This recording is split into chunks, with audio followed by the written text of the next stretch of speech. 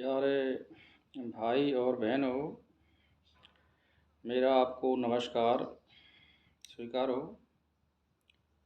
तो आपके लिए फिर मैं नया वीडियो अपलोड करने जा रहा हूँ, इसको ध्यान से सुनें और अगला वीडियो आपको प्राप्त हो, इसीलिए आप इस चैनल को सब्सक्राइब कर लें, जिससे अगला वीडियो आपको तुरंत आके मिलेगा।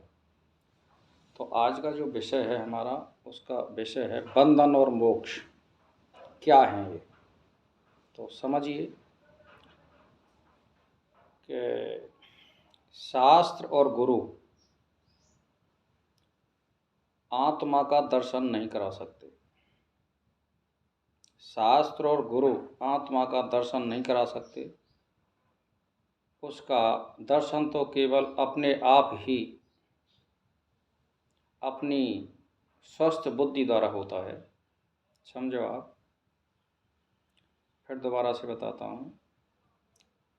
शास्त्र और गुरु आत्मा का दर्शन नहीं करा सकते। उसका दर्शन तो केवल अपने आप ही अपनी स्वस्थ बुद्धि द्वारा होता है और पुरुषार्थ करने पर, धर्म में परायण होने पर, सूक्ष्म बुद्धि बनने पर उसके दर्शन होते हैं। तो बंधन और मोक्ष दोनों ही अज्ञानियों की मिथ्या कल्पना है। बंधन और मोक्ष दोनों अज्ञान और भूल के कारण है। वास्तव में ना बंधन है ना मोक्ष है। बंधन और मोक्ष का मोह अज्ञानियों के लिए ही है, ज्ञानियों के लिए नहीं है। जगत के पदार्थों की भावना के दृढ़ होने का नाम बंधन है। जैसे मान लीजिए आपने सोच लिया कि भाई मेरे लिए तो यानी ज़मीन जायदाद खरीदनी है या ट्रैक्टर लेना है या घर बनाना है, और वो बन नहीं रहा है, आपके पास व्यवस्था भी नहीं है। तो आपकी जो वासना उसमें दृढ़ हो गई, तो अब वो बन नहीं पा रहा है, तो आपको बंधन हो गया ना, क्योंकि वो कार्य तो हो नहीं पा रहा है, और जब तक नहीं होगा जब तक वो बंद लगा हुआ है, और जब ये कार्य हो जाएगा तो बंद खुल जाएगा। तो ऐसे संकल्प मत करिए। जो होगा, जो परमात्मा की इच्छा से होगा, आप कर्म करिए। तो जगत के पदार्थों वासना का होना या न होना ही बंधन और मोक्ष का कारण है। सब इच्छाओं से अलग होकर जो चित्त का क्षीण हो जाना है, उसे आत्मदर्शी तत्वज्ञानी लोग मोक्ष कहते हैं। मतलब आप समझ रहे हैं, इच्छाओं से रहित हो जाना, यूँ कहिए आप, तो चित्त का क्षीण हो जाना, उसे आत्मदर्शी तत्वज्ञानी लोग मोक्ष कहते हैं। या तो यूँ कहिए कि आप इच्छाओं से रहित हो जाना या संकल्पों से रहित हो जाना, दोनों को ही नाम मोक्ष है। वासना रहित हो जाना, इसका भी नाम निर्वाण है, यानी मोक्ष है। आत्मा में मन की क्रिया के ऐसे शांत हो जाने को जैसे कि दीपक बुझ जाता है, निर्मण कहा जाता है। यानी तेल खत्म हो गया दीपक में तो ऑटोमेटिक बुझ जाएगा। तो तुम्हारी जो वासना है वो खत्म हो जाएंगी, तो फिर आप निर्वाण को प्राप्त हो जाएंगे। तो संकल्प रहित मन की स्थिति का नाम मोक्ष है। ज्ञानी लोग इंद्रियों द्वारा प्राप्त विषयों का तिरस्कार नहीं करते, अपराध विषयों को पाने का यत्न नहीं करते।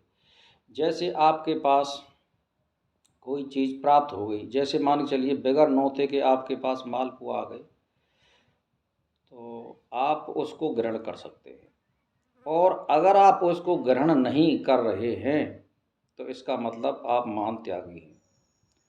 और मान के चलिए आपके पास कोई दावत का मौका नहीं मिल रहा है और आप कोशिश कर रहे हैं कि भाई ये बनाओ वो बनाओ, यानी प्राप्त नहीं है और उसको प्राप्त करना चाह रहे हैं, ये भी एक बंध का कारण है। इसीलिए जो प्राप्त हो जाए उसको तो आप ले सकते हैं, और अगर उसको नहीं लेते हैं तो आप महान त्यागी माने जाएंगे, ये भी कारण है।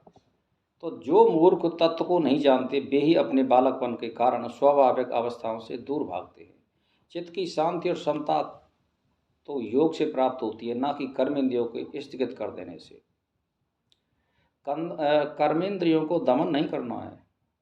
बुद्धि से सोचो और समझो, और ये ज्ञान करिए कि हमारा इस पृथ्वी पे आने का मतलब क्या है। पृथ्वी पे आने का मतलब ये होता है कि सत्कर्म करिए और परमात्मा की शरण में जाइए, और जो संसार में जो सामाजिक जो नियमानुसार जो कार्य होते हैं उनको आप करिए। तो स्वाभाविक कामों को करने से किसी को कोई दोष नहीं लगता। व्यवहार में जैसा ज्ञानी है वैसा ही अज्ञानी है। भेद केवल वासना का है जो बंध और मोक्ष का कारण है। जो मन से मुक्त है, जो मन से मुक्त है वही मुक्त है, और जो मन से बद्ध है वही बद्ध है। यानी सबसे मेन जो कारण आ रहा है, आप समझिए, मन का मतलब है। आप कोई कार्य हाथ पांवों से नहीं कर रहे हैं और मन से कर रहे हैं तो कार्य हो गया। और मान के चलिए हाथ पांवों से आप या शरीर से कार्य नहीं कर रहे, मतलब कार्य कर रहे हैं और मन से नहीं कर रहे हैं, तो वो नहीं होगा कार्य, तो ना उसमें सफलता होगी। सफलता उस कार्य में होगी जहाँ आप मन को लगा रहे हैं। बुरे कामों में लगाओगे तो बुरे कामों में ये कार्य करने लग जाता है, और अच्छे कार्यों में लगाएंगे तो ये अच्छे कार्यों में सफलता दिलाता है। तो भाई और बहनों, इसी के साथ मेरा प्रणाम स्वीकार।